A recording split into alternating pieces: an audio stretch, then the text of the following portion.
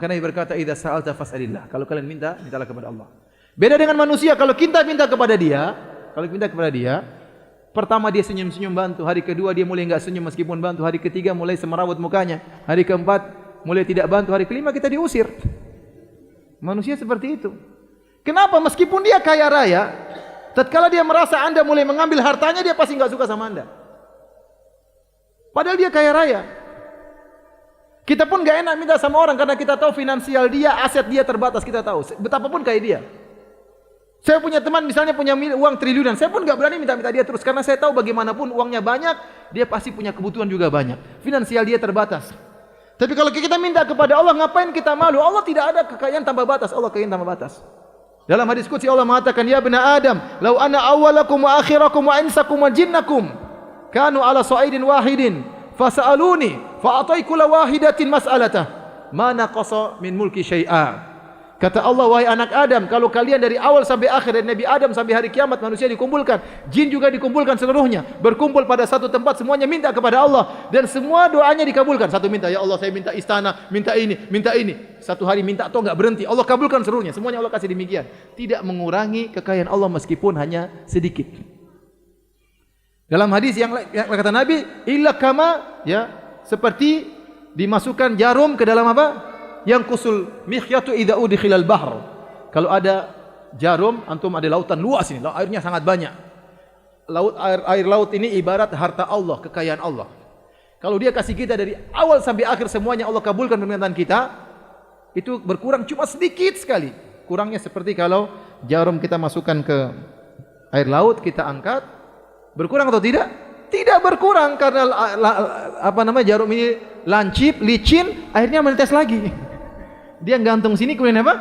Menetes lagi, tidak berkurang sama sekali. Karena bagi Allah semuanya mudah, kun fayakun, mudah. Nah, kalau Anda tahu Allah itu Maha Kaya, enggak usah malu minta sama Allah.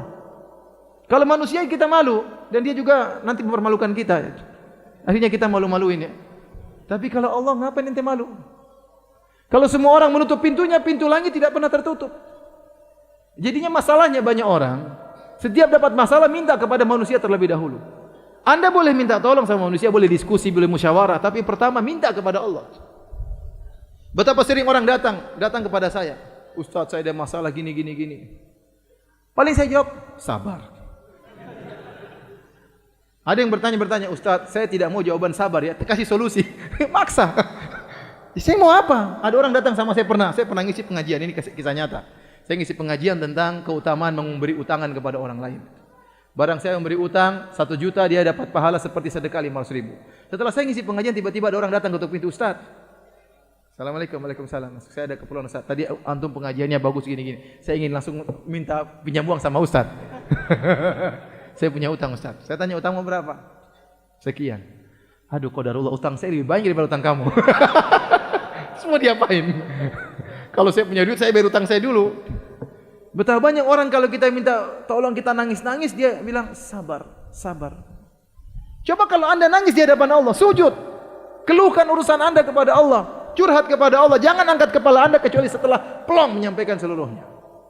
Apalagi sepertiga malam terakhir, Allah sedang mencari Anda. Maka minta kepada Allah, jangan malu. Latih diri kita untuk senantiasa bertawakal kepada Allah, senantiasa bergantung kepada Allah, senantiasa berharap kepada Allah. Kapan Anda berharap kepada manusia, kurang tauhid Anda. Kapan Anda menggantungkan harapan Anda kepada manusia, kurang tauhid Anda. Dan Anda pasti kecewa karena manusia tidak bisa memenuhi keinginan Anda seluruhnya. Saya saja berapa kali kecewa. Ada datang, kita insya Allah kita bangun ini Ustaz. Tahu-tahu duitnya enggak ada. Mau bikin bantu ini, ternyata bantuannya tidak ada. Ya. Harus kita latih diri kita minta kepada Allah. Jika minta pertolongan, minta kepada Allah Subhanahu wa taala.